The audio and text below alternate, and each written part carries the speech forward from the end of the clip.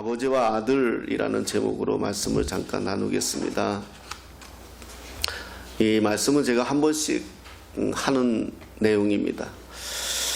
오늘 본문 20장은 사실은 18장, 19장 연속으로 보아야 합니다.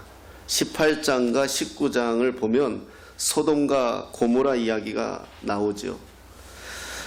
하나님을 알지 못하는 사람들도 소돔과 고모라 그러면 타락한 세상을 가르치는 대명사로 지금도 쓰여지고 있습니다. 그런 소돔과 고모라를 위해 아브라함은 기도했던 내용들이 18장, 19장에 나오죠. 정말 악했던 소돔과 고모라를 가슴에 품고 그 소돔과 고모라가 하나님께로부터 멸망당하지 않게 하기 위해 마지막까지 하나님과 끝까지 기도로 최선을 다하는 모습을 우리가 볼 수가 있어요. 이것을 보면 아브라함은 분명 의로운 사람이다 이렇게 이야기할 수 있죠. 또 아들 이삭을 하나님 앞에 번제로 바치려는 모습, 번제는 각을 떠서 각을 뜬다는 것은 이 동물을 이 고기 부위마다 잘라낸다는 의미거든요. 그렇게 각을 떠서 불을 태워서 하나님께 자기의 죄를 용서받는 제사가 번제거든요. 그런데 아들 이삭을 번제로 드린다는 것은 상상하기 싫은 내용이잖아요. 그런데 감행합니다. 하나님께서 말리시죠. 그 정도로 하나님 앞에 정말 하나님의 사람으로의 모습을 보여주는 그러한 사람이 아브라함입니다. 그런데 오늘 본문에 한 사건이 발생합니다. 이것을 우리가 그랄 사건 이렇게 표현합니다. 성경에서. 피치 못할 사정으로 그랄 땅으로 가게 되지요. 그런데 아브라함에게 두려운 마음이 생겼어요. 뭐냐 하면 자기 와이프가 이뻐요. 예. 아마 되게 이뻤던 것 같아요. 성경에서 이쁘다고 하는 거 보니까 이뻐요. 뭐 지금처럼 복지가 잘 돼 있고 치안이 잘 돼 있고 이런 시대가 아니잖아요. 원시 시대 이후에 약 3,500년 전이에요. 법이 없어요. 힘 있는 사람이 아내를 뺏어가면 할 수 없어요. 뺏어만 가면 다행이죠.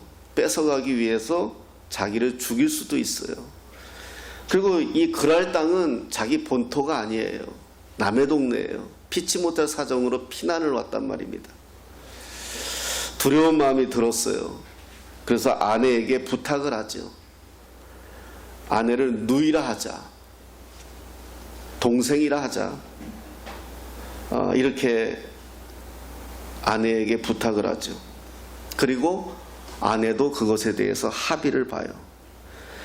그런 와중에 그랄 왕이 정말 걱정했던 대로 아브라함의 아내를 보고 이쁘니까 어떡하죠? 아내를 동생이라 그러니까 왕이니까 자기 와이프를 삼겠다고 데려가요.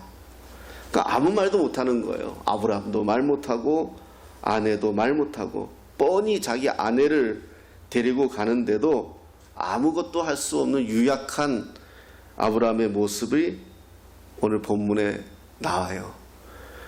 정말 이 사람이 이삭을 바칠 만한 믿음의 사람이었는가? 소돔과 고모라를 위해서 눈물로 하나님께 기도했던 사람인가 싶을 정도로 자기 목숨 앞에서는 자기 아내를 그냥 보내는 거예요. 근데 오늘 같은 사건이 처음이 아닙니다. 창세기 12장에 또 나와요. 거기서는 아브라함이 가나안 땅에 기근이 들어서 애굽으로 피난을 해요. 애굽은 나일강이 있어서 항상 거기는 풍성해요. 그러니까 애굽에 가는데 그때도 똑같이 자기 아내가 이뻐서 두려우니까 아내를 애굽 사람들에게 아내라고 하지 않죠. 누이라고 또 속여요. 그러니까 지금 이거는 아브라함은 12장, 20장 상습범이에요. 예. 이거는 가중 처벌되는 법이에요. 두 번이나 아내를 동생이라고 속였어요. 물론 그 당시에 나그네들은 위험하다 그랬잖아요. 어쩔 수 없다 그랬잖아요. 법이 잘 되어 있는 것도 아니고 비자 협정이 되어 있는 것도 아니고 그냥 죽이면 힘없는 사람은 죽어야 되는 세상이기 때문에 이해는 됩니다. 그런데 문제는 아브라함이 어떤 사람입니까? 하나님의 사람이잖아요. 하나님께서 내가 너와 항상 함께 하겠다고 말씀을 하셨고 언약을 하셨고 그 언약을 믿은 사람이잖아요. 그런데 지금 아브라함에게 12장에서나 20장에서나 하나님이 보이지 않아요. 여기서 또 하나 딱 찾아낼 수 있는 게 뭐냐 하면 아내에게 부탁할 때 쓴 용어가 있어요. 원컨대라는 단어를 써요. 원컨대. 근데 지금 성경은 번역한 성경은 원하건대 이렇게 번역했죠. 옛날 성경은 원컨대 그랬어요. 원컨대 하면 야베스의 기도가 생각나잖아요. 원컨대. 근데 이게 신적 용어예요. 하나님에게 쓰는 용어예요. 하나님에게 하나님 앞에 기도할 때 쓰는 용어예요. 그러니까 지금 아브라함은 하나님께 쓰는 용어를 자기 와이프한테 쓰는 거예요. 그러니까 와이프가 순간 뭐다? 하나님이 된 거예요. 우리는 아브라함을 믿음의 아버지라고 하잖아요. 그런데 지금 아브라함에게 하나님이 보이지 않아요. 결국 하나님께서 나서요. 두 번씩이나. 하나님께서 애구방에게서 바로에게서 사라를 구출해내고요. 또 오늘 그랄 땅에서 그랄 왕에게서 또 사라를 구출해내요. 그래서 아브라함도 체면을 건지고요. 만약에 이때 하나님 앞에 아브라함이 이런 문제가 도달했을 때 하나님 앞에 무릎 꿇으면서 하나님께서 저를 도우셔야 합니다. 이런 내용이 성경에 있다면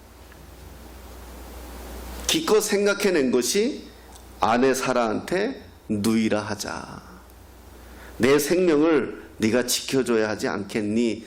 비겁한 거잖아요. 너는 빼앗겨도 나는 살아야 되겠다. 남편 믿지 마세요. 오늘 본문에 다시 보면 아비멜렉이 아브라함에게 사라를 빼앗죠. 그런데 하나님께서 아비멜렉의 꿈에 나타나요. 보통 하나님의 사자나 하나님의 신이 이 일을 대신하는데 오늘은 직접 현몽하세요. 꿈에 나타나요. 간단한 사건이 아니라는 거예요. 단순히 아브라함에게서 사라를 빼앗기는 것이냐? 성경은 그걸 이야기하는 거 아니에요. 지금 간단한 사건이 아니에요. 그냥 단순히 아브라함의 사라를 빼앗겨서 하나님이 찾아줬다 이거 아니에요. 성경에 더 그 안에 깊은 게 있는데 그게 뭐냐 하면 아브라함은 하나님의 약속의 사람이에요. 언약 백성이라고 하잖아요. 뭘 언약했느냐? 아브라함의 후손을 통해서 메시아가 와요. 메시아가. 이거는 아브라함과 사라에게 약속한 거예요. 아브라함과 또 다른 어떤 여자가 아니라 아브라함과 사라요. 근데 만약에 지금 사라를 빼앗겨 버리면 하나님의 약속이 어긋나요. 그 하나님이 급해진 거예요. 하나님이 급해져 가지고 하나님이 지금 나서는 거예요. 그래서 사라를 찾아오는 거예요. 그래서 아브라함과 사라를 통하여 백성들의 수가 모래알같이 많고 하늘의 별과 같이 많고 그 후손을 통하여 누가?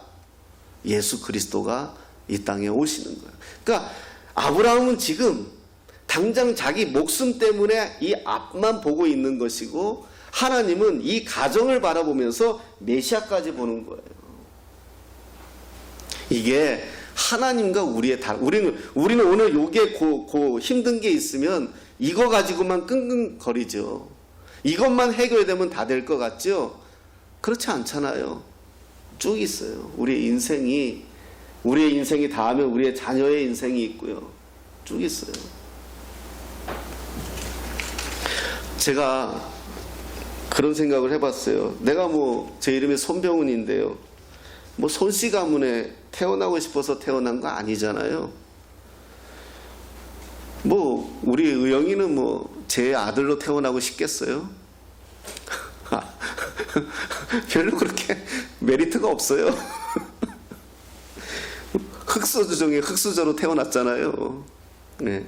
뭐 나도 마찬가지로 제가 손씨로 태어나야 되겠다라고 역사적 사명을 안고 태어난 거 아니거든요. 태어나 보니 우리 아버지였고 우리 어머니였어요. 마찬가지예요. 교회도 마찬가지예요. 내가 예수를 믿어 교회에 나온 것 같지만 내가 믿어서 나온 거 아니에요. 어느 날 와 보니 교회였고, 그러나 신앙이 깊어지고 믿음의 내력을 알게 되니 하나님이 나를 이곳에 보냈다고 우리가 믿는 거죠. 마찬가지예요. 내 부모를 만난 것도 내 하나님이 보낸 거예요. 그것을 알게 되면, 깊이 부모의 마음을 알게 되면 그것을 알게 되죠. 처음에는 흑수저고 도대체 내가 왜 이 집구석에 태어났을까 이런 생각을 할지 모르지만, 사랑이 깊어지고 아버지와 어머니와 눈물이 보이고 그 사랑이 보이면 청와대보다 낫죠. 그걸 알아야 되겠죠. 창세기의 노아의 방주 사건도 마찬가지고, 하나님의 사건은 우리는 그 순간에 보여지는 그것만 가지고 보여지는데 그 뒤에 오랫동안 숨어있는 내용들이 있어요.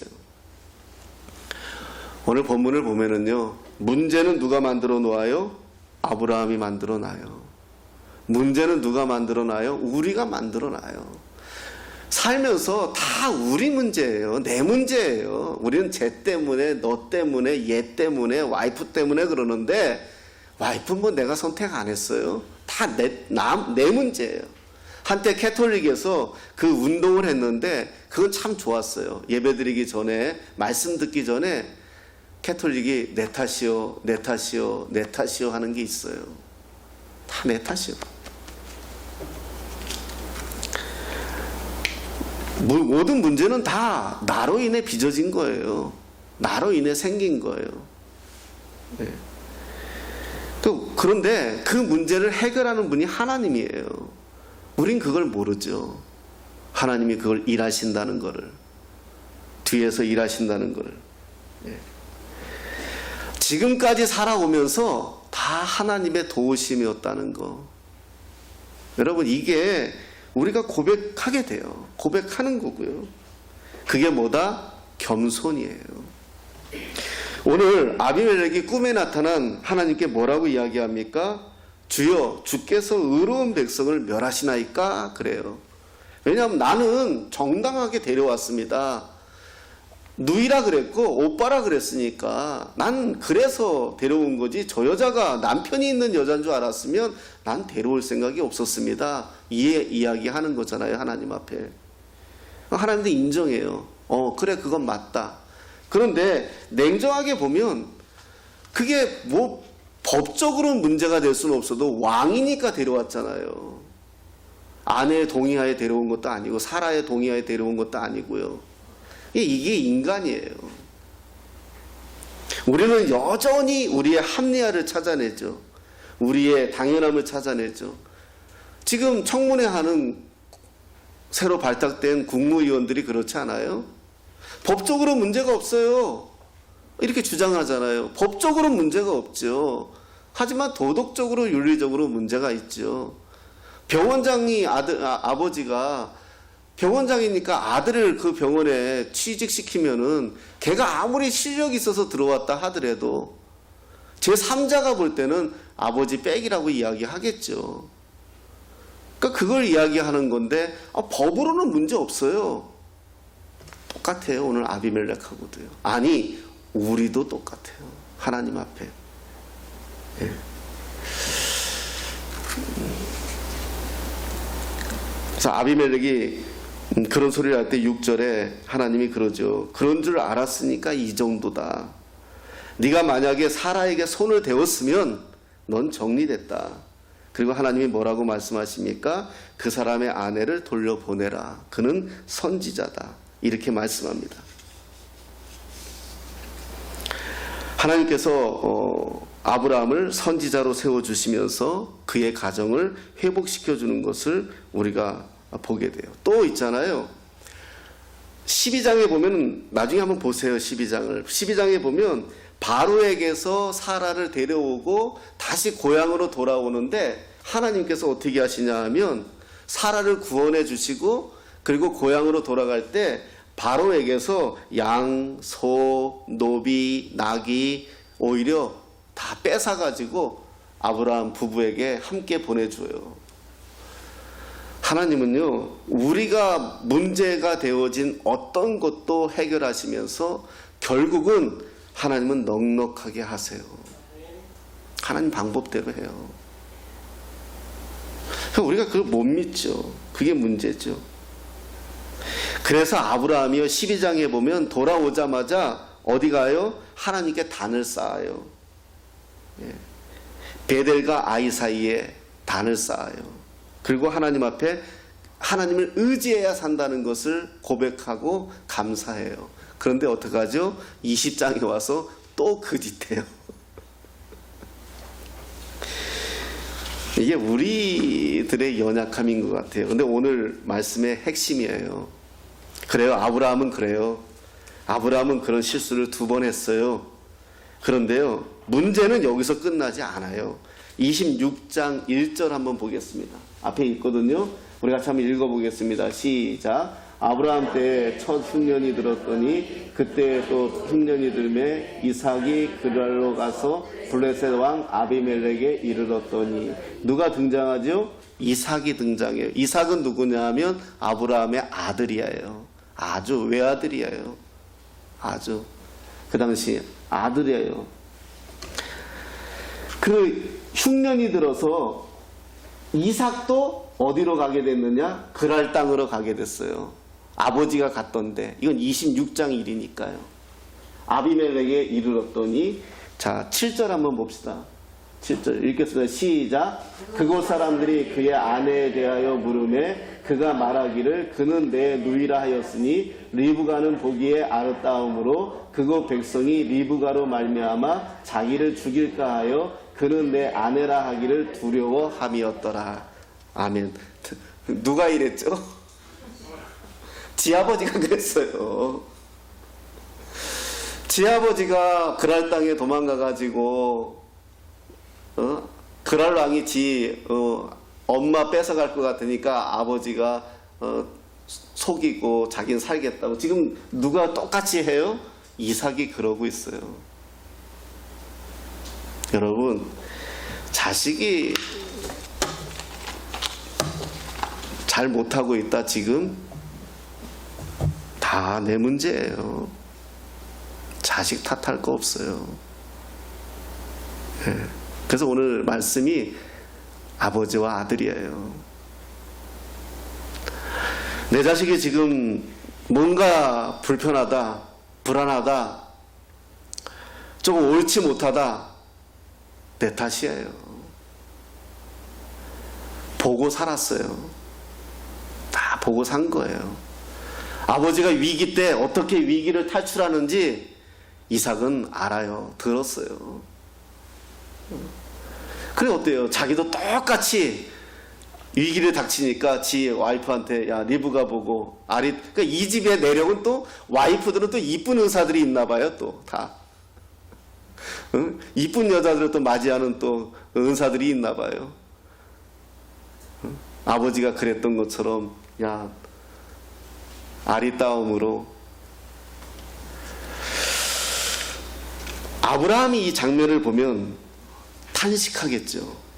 여러분, 죄가 이래요. 죄의 오염은 우리가 생각하는 상상 이상입니다. 죄의 전파의 속도는 얼마나 강한지 우리가 인식해야 됩니다. 무심코 하는 내 말 한마디가 내 자식에게 그대로 영향을 끼쳐요. 그냥 화딱 지나서 남편에게 한번 외친 한마디가 내 자식에게 아버지는 그런 사람으로 보여요. 야, 나는 네 아버지 만나서 얼마나 고생했는지 모른다.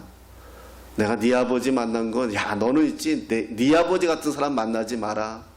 이런 말은요, 자기 딸을 지옥으로 보내는 말이에요.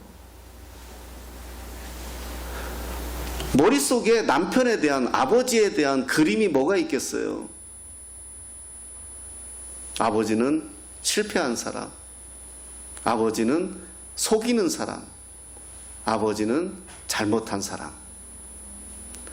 그게 우리 아이들 머릿속에 딱 들어가 박히면은요, 그거 끄집어내는데 얼마나 힘든지 몰라요. 그게 죄예요, 죄. 우리 자녀들을 가만히 보세요. 다 똑같아요. 밥 먹는 모습, 누워서 TV 보는 모습. 그냥 안 가르쳐 줘도 그냥 닮아요. 여러분, 병원에 가면 제일 먼저 묻는 게 뭡니까? 혹시 부모 중에 이러한 병을 앓고 있었던 분 계세요? 유전이잖아요. 우리의 죄의 병만 유전이 아니고요, 죄도 유전이에요. 그래서 내 배에 내가 가지고 있는 죄의 습관, 죄의 문제, 이거 끊어야 돼요. 나는 뭐 가게에 흐르는 저주를 끊어라, 그냥 그런 책을 이야기하는 거 아니에요. 그건 굉장히 성경에 잘못된 부분들이 많아요. 그런데 성경은 분명하게 내가 끊어서 내가 새 사람이 돼야 돼요. 내 자녀를 내가 바꾸려고 하지 말고요, 내가 내 남편을 내가 바꾸려고 하지 말고요, 내가 끊어서 내가 새로운 사람이 되면 남편도 새로운 사람이 되고 자녀도 새롭게 따라와요.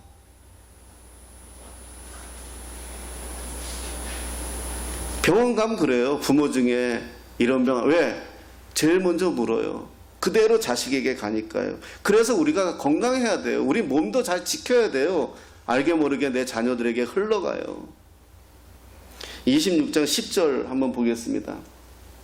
시작. 아비멜렉이 이르되 네가 어찌 우리에게 이렇게 행하였느냐? 백성 중 하나가 네 아내와 동침할 뻔하였도다. 네가 죄를 우리에게 입혔으리라. 아멘. 예수 믿지 않는 사람도 이렇게 얘기하는 거예요. 네가 죄를 우리에게 입혔다. 이삭은 살기 위해서 아내 리브가를 동생이라고 속였는데 그 속인 말 한마디가 이 아비멜렉에게는 죄가 된다는 거예요. 우리가 누군가에게 속이는 말 한마디가 그 사람에겐 죄가 된다는 거예요. 이게 얼마나 무서운 건지 몰라요.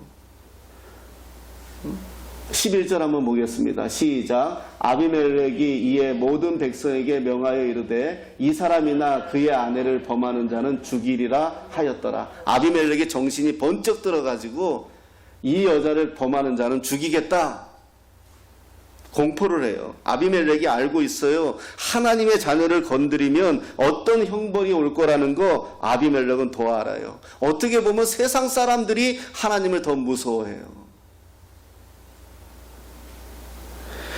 우리가 오늘 보면서 죄의 반복을 보게 됩니다. 아브라함은 12장에서 20장에서 똑같은 죄를 져요. 그래서 우리가 이걸 끊어야 돼요. 근데 쉽지가 않아요. 우리가 이렇게 평생 살아왔거든요. 우리가 이 방식으로, 이 방법으로, 이 습관으로 우리 인생을 평생 살아온 거예요. 승질 나면 소주 한 잔 먹어야 되는 거예요. 그런데 예수 믿으면 교회 와서 기도해야 되는 거거든요. 근데 나는 평생 승질 나면 그냥 소주 한 잔 먹었어요.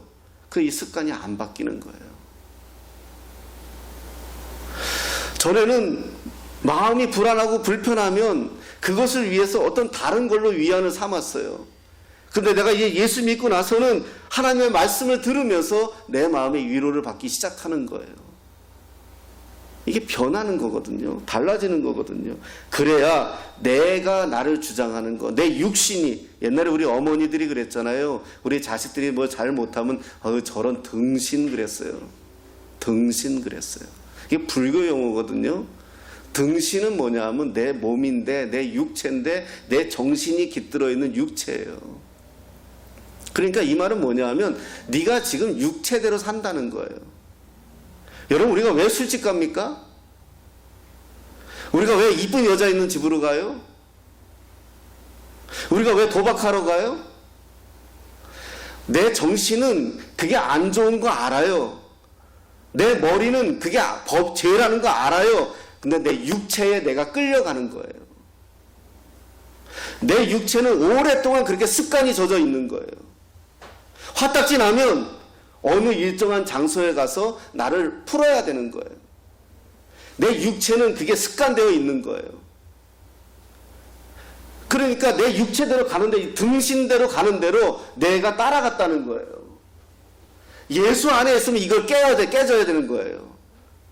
예수 믿는 믿음으로 이걸 제어시키는 거예요. 내 몸이 그 전에 해왔던 대로 내가 뭐 부부싸움을 했다, 한판 했다, 어버이날이지만 자식하고 싸웠다, 승질난다, 나 이거 풀으러 가야 돼 해도 내가 끊는 거예요. 그냥 주님, 다 제 탓입니다. 그러니까 내 몸에, 내 육체에 내가 지는 게 등신이라니까요. 제가 그렇게 살았기 때문에 강단에서 이런 말을 할 수 있는 거예요. 등신대로 산 거예요. 등신처럼 산 거예요. 그래서 술집에 돈 벌게 해주고,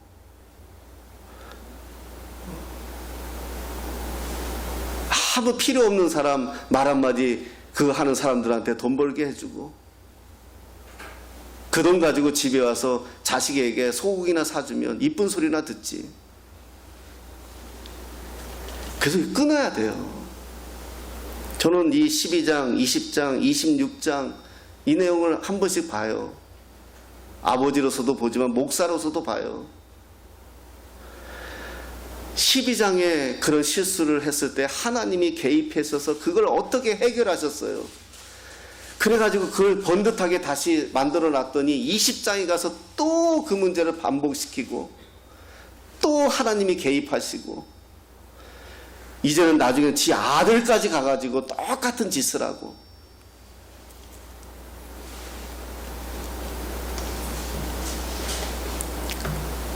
내 문제예요. 다 내 문제더라고요. 사랑하는 여러분, 어버이날인데 어버이날이라고 우리 어버이들, 어머니들, 아버지들 고생하셨습니다.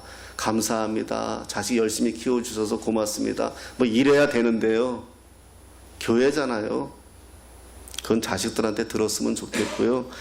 우리가 정말 다시 한번 우리를 자신을 돌아보면서 내가 반복되는 죄가 뭔가, 내 아들에게, 내 자녀에게 대물림이 되어서는 안 되는 것들은 무엇인가. 나를 알잖아요. 자식이 나를 절대 이 부분만은 닮지 않았으면 좋겠는 거. 그거 마음으로 염원한다고 내 아이가 닮지 않는 거 아니에요. 내가 끊어야 내 아이가 닮는 거예요.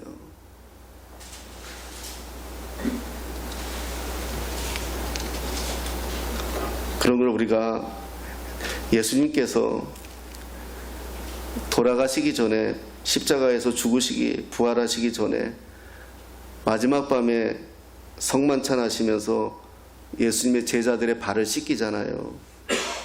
그때 베드로가 그러죠. 어찌 스승이 제자에게 발을 씻깁니까?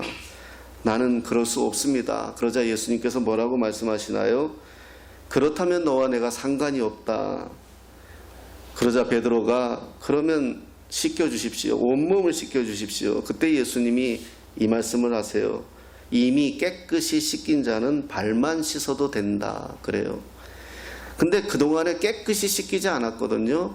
중동 지역은 가보시면 알지만 먼지가 많고 모래바람이 많고, 그래서 샌들 신고 다니기 때문에 발을 씻겨주는 거거든요. 종들이 집 안으로 들어가면서. 근데 샤워한 적이 없어요, 예수님하고. 그런데 예수님이 이미 깨끗이 씻긴 자는 발만 씻으면 된다. 이 말은 무슨 의미일까요? 3년 동안 예수님하고 같이 다니면서 하나님의 말씀으로 씻겨진 거예요. 여러분, 자꾸 하나님의 말씀을 들으라는 거는요, 들으면서 내 안에서 이 말씀이 싸워요. 들은 하나님의 말씀 한 구절이 내 안에서 내 오랫동안 자리 잡고 있는 죄의 이 근거들하고 싸울 때가 있어요. 부딪혀요. 이게 로마서 7장에 사도 바울이 고백하는 오라 나는 공고한 자로다 이거거든요. 내 안에서 싸워요. 사도 바울이 율법을 몰라서 그동안의 죄를 어찌하지 못했을까요? 그냥 하나님의 말씀을 읽으면 되는 줄 알았어요. 알고 있으면 되는 줄 알았어요. 그걸 깨닫고 사도 바울이 뭐라고 얘기해요? 하나님의 말씀은 돌비에 새기는 게 아니라 신비에 새기는 거라고 말씀하세요. 네 마음에. 그래서 우리가 하나님의 말씀을 들으면은요, 이 말씀이 우리 안에서 싸워요. 영과 혼과 골수를 쪼개기까지 하며 양날 검으로 성령의 역사로 깨트려요. 그래서 수없이 우리 안에 이런 죄의 문제들이 내 안에서 깨지는 거예요. 그 다음부터는 이걸 한번 경험하게 되면 그 다음부터는 전에 했던 반응들이 달라지는 거죠. 저는요, 옛날에 어렸을 때니까 그랬을 거예요. 저는 그 튀는 전문 용어로 튀는 은사가 있었어요. 집사람하고 싸우죠? 그럼 저는 무조건 나가요. 그래가지고 막 2박 3일씩 막 돌아다니다가 들어오고 그랬어요. 예, 목회하기 전에요. 집에 있으면 싸우니까요. 그리고 저는 또 혼자 가만히 있는 거 되게 좋아하는 사람이거든요. 그냥 혼자 가만히 있을 때 누가 막 탁탁탁 거리면은 제가 못 버텼어요. 그때만 해도요. 지금은 그냥 다 은혜인데 그때는 못 버텼어요. 그러니까 목회를 하고 나서도요, 신학을 하고 나서도요, 전도사가 되고 나서도요, 집사람하고 다투면 나는 어떻게 한다? 기도원으로 도망갔어요. 모양만 다르지 도망간 건 똑같아요. 그런데 어느 날 그게 깨졌어요. 내가 그럴싸하게 기도원 간다고 변명한 거지, 아내하고 그걸 함께 풀어가는 방법을 내가 못하는 거예요. 깨졌어요. 철저하게 아내한테 용서를 구하고 빌었어요. 나도 모르게 내가 이러한 존재라는 걸 아내한테 이야기하고요. 그 다음부터는 아내도 더 조심해주고, 나의 예민한 부분은 건들지 않으려고 하고, 나도 조심하고 이랬어요. 이거 조그만 거 하나 바꾸는 것도 정말 쉽지 않았어요. 마찬가지로 여러분, 우리가 신앙생활하면서 살아가면서 정말 우리 안에 이 오늘 12장, 20장, 26장의 말씀을 보면서 우리 안에 지금도 풀어내지 못하는 것들이 있다면 올 한 해 지나가시면서 다시 한번 진짜 말씀 안에서, 정말 신앙 안에서 끊고, 정말 내 자녀에게 절대 흘러가지 않아야 될 거라는 것은 내가 끊고, 그리고 내가 다시 그리스도 안에서 새로운 자가 되어야 합니다. 그게 어버이예요. 자식은 못하는 것도 부모는 할 수 있거든요. 그러한 우리들의 부모, 저와 여러분들이 다 되기를 축복하면서 정말 믿음 안에서 우리가 세워지는, 우리의 심령이 깨끗해지고 죄된 속성이 무너지는, 승리하는 저와 여러분 되시기를 예수님의 이름으로 축복합니다.